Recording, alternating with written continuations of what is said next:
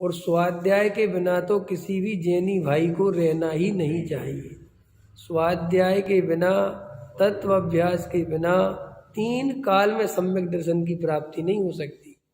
इसलिए निरंतर स्वाध्याय में संलग्न रहो, स्वाध्याय से जुड़ो, स्वाध्याय करने वालों का विरोध मत करो, स्वाध्याय करना सीखो।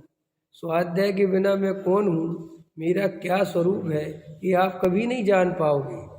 और दूसरे ही आपको तुम्हारी आइडेंटिटी बताते रहेंगे कि तुम मनुष्य हो, तुम पापी हो, तुम धर्मात्मा हो, तुम पुण्यात्मा हो, तुम सेठ हो, तुम पंडित हो, तुम ज्ञानी हो, तुम त्यागी हो, तुम वृत्ति हो, तुम श्रावक हो, तुम दानी हो।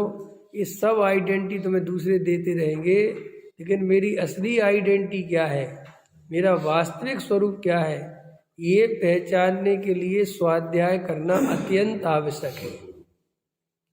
इसलिए जो जीव स्वाध्याय आदि नहीं करते, मात्र बाहर के क्रिया कांड में देवसास गुरु की भक्ति में लगे रहते हैं, और ऐसा उनको पढ़ा दिया जाता है कि स्वाध्याय से दूर रहो, कुछ नहीं रखा, वे बेचारे कभी धर्म का स्वरूप ही नहीं समझ पाते और लड़ाई झगड़ा और करते रहते हैं चाहे जिससे।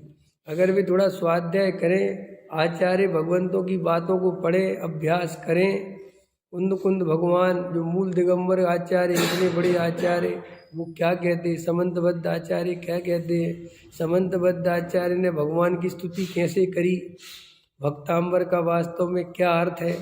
अगर ये थोड़ा अर्थ समझने की आदत पड़े ना, तो कुछ बहुत ज्ञान में क्लियरिटी हो। वीतराग सर्वज्ञ तंकर भविजन की अपूर्वा, ये स्तुति का अर्थ क्या है। अनादि काल से जग में स्वामिन जल से शुचिता को माना, शुद्ध निजातम सम्यक रत्नात्रय निधि को नहीं पहचाना, अब निर्मल रत्नात्रय जल्ले श्री देव शास्त्र गुरु। इनका अर्थ क्या है, अगर वो इनका अर्थ समझने की कोशिश करे वो पूजा करने वाला, तो वो वस्तु स्वरूप समझ सकता है। लेकिन वो पूजा करने ही में लगा रहता है, कभी ये नहीं सोचता कि मैं भगवान के सामने क्या बोल रहा हूँ। है अनंत चतुष्टय के धनी तुम ही हो सिरताज, मुकति वधु के कंत तुम 3 भुवन के राज। तो ये अनंत चतुष्टय क्या होता है, ये भगवान के कैसे प्रकट होते हैं, ये आत्म ध्यान क्या होता है, ये 6वां 7वां गुण स्थान क्या होता है, ये कसाय के अभाव में सम्यक दृष्टि 4थे गुण स्थान में आत्मानुभव होता है, वो कैसे होता है। अगर वो ऐसा समझे ना, तो देखो उसको अपने आप मोक्ष मार्ग मिल जाए। लेकिन ऐसा स्वरूप समझने सुनने के लिए बहुत पुण्य का उदय चाहिए। बहुत भाग्यशाली जीव होता है जिसकी होनहार भली होती है, उन्हीं को ये तत्व ज्ञान मिलता है, वो ये तत्व अभ्यास समझ पाते हैं। जिनके अभी संसार किनारा निकट नहीं आया, जिनको अभी 4 गति परिभ्रमण करना है, वे तत्व अभ्यास करते ही नहीं, और उल्टा तत्व अभ्यास करने वालों से लड़ते झगड़ते हो रहे। ये कसाय है ना, क्या करें। देखो भाई, सब जीव हैं तो भगवान स्वरूप ही, आज नहीं तो कल मोक्ष चले जाएंगे, लेकिन वर्तमान पर्याय की अपेक्षा अपना भाव तो खराब कर रहे हैं। मारीची को जब तक महावीर नहीं होना था तब तक भटक नहीं था उसे, तब तक उसने आदिनाथ का ही विरोध करे। तो आगम का भी बिल्कुल प्रसिद्ध है ना आगम से, कि मारीची ने आदिनाथ के समुसरण में आदिनाथ का विरोध किया। कि साहब क्यों किया, क्या करे, अभी उसको इतना लंबा काल था, उसे अभी नरक निगोद में घूमना था, तो वो जिनवाणी समझता कैसे, वो आत्मा समझता कैसे।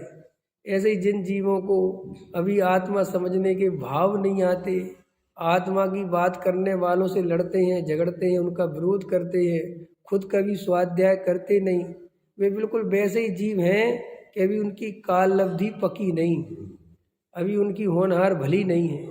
इसलिए जैन कुल में जन्म लेकर भी, दिगंबर धर्म में जन्म लेकर भी, शास्त्र इतने सारे रखे हुए हैं, तो अभी स्वाध्याय नहीं करते।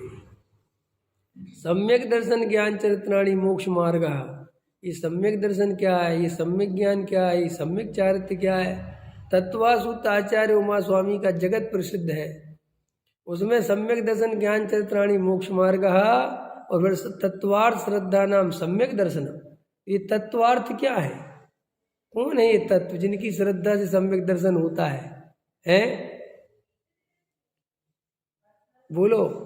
ये स्वाध्याय करे बिना, ये वस्तु स्वरूप को समझे बिना ही समझ में आ सकता है? कितने लोग हैं जो ये बिल्कुल तत्वार सूत्र पढ़ लेते हैं 10 लक्षण में, लेकिन ये तत्वार श्रद्धा नाम सम्यक दर्शनम का अर्थ क्या है, और जीव अजीव आश्रव बंध संबर निरस मोक्ष, 7 तत्व बताए हैं, इनकी कैसे श्रद्धा की जाती है, ये आश्रव माने क्या होता है, ये पुण्य भी आश्रव क्यों है, ऐसे अनेकों अनेक प्रश्न जिनके समाधान प्रत्येक जैनी भाई को खोजना चाहिए। प्रत्येक दिगंबर को क्या भाई साहब, प्रत्येक जीव को जिसे सुखी होना हो संसार में, चाहे वो किसी भी जाति में हो, किसी भी संप्रदाय में हो, कहीं पर भी हो, अगर उसे मोक्ष रूपी सुख को प्राप्त करना है, यदि उसे अपनी आत्मा का अनुभव करना है, यदि उसे भगवान बनना है, यदि उसे 4 गति परिभ्रमण से छूटना है, तो उसे इन बातों को समझना ही पड़ेगा।